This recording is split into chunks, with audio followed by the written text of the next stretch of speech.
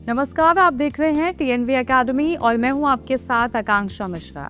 आज हम बात करने वाले हैं एक ऐसे टॉपिक पर जिसे कई ऑर्गेनाइजेशंस हल्के में लेती हैं।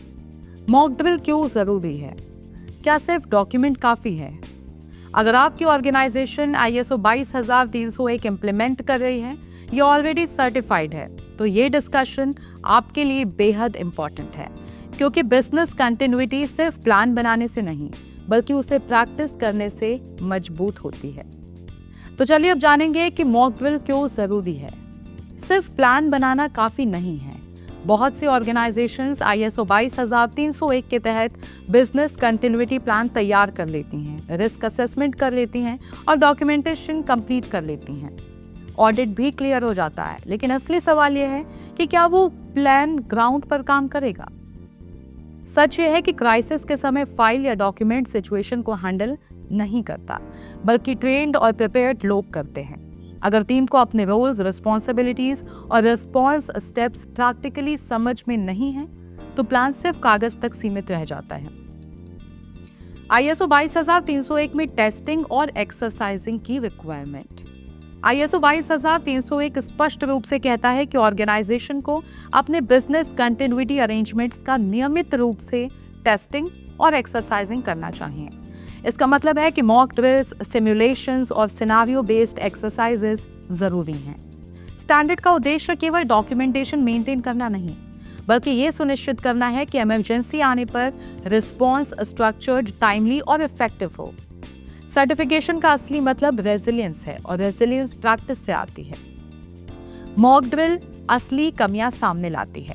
जब मॉक ड्रिल की जाती है तभी पता चलता है कि रिस्पॉन्स टाइम कितना है, कम्युनिकेशन फ्लो क्लियर है या नहीं, एस्केलेशन मैट्रिक्स काम कर रही है या आउटडेटेड है।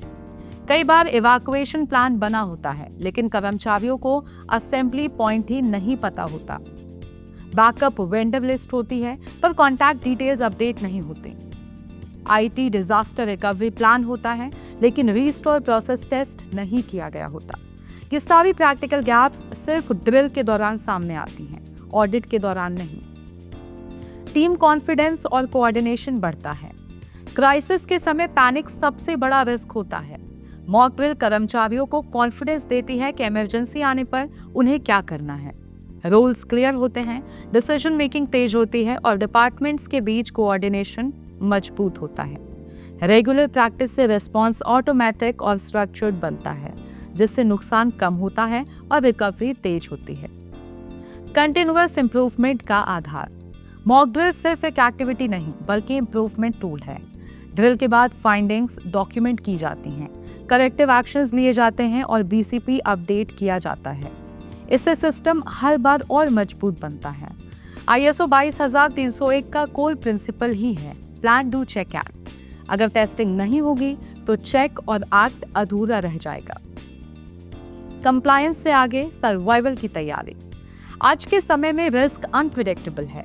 Cyber attacks, natural disasters, supply chain disruptions, system failures. Crisis कभी नोटिस देकर नहीं आता। अगर ऑर्गेनाइजेशन ने प्रैक्टिस नहीं की है तो इमरजेंसी के समय एक्सपेरिमेंट नहीं कर सकती। इसलिए मॉक ड्रिल कंप्लायंस के लिए नहीं बल्कि सर्वाइवल के लिए की जाती है। तो आज खुद से एक सवाल पूछिए, क्या आपका बिजनेस कंटिन्यूटी प्लान सिर्फ ऑडिट के लिए बना है या सच में इमरजेंसी हैंडल करने के लिए? याद रखिए, डॉक्यूमेंट बनाना कंप्लायंस है, लेकिन मॉक ड्रिल करना कॉन्फिडेंस और रेजिलियंस है। अगर आपको ये जानकारी यूजफुल लगी हो तो इसे अपनी टीम के साथ जरूर शेयर करें, क्योंकि प्रिपरेशन ही प्रोटेक्शन है।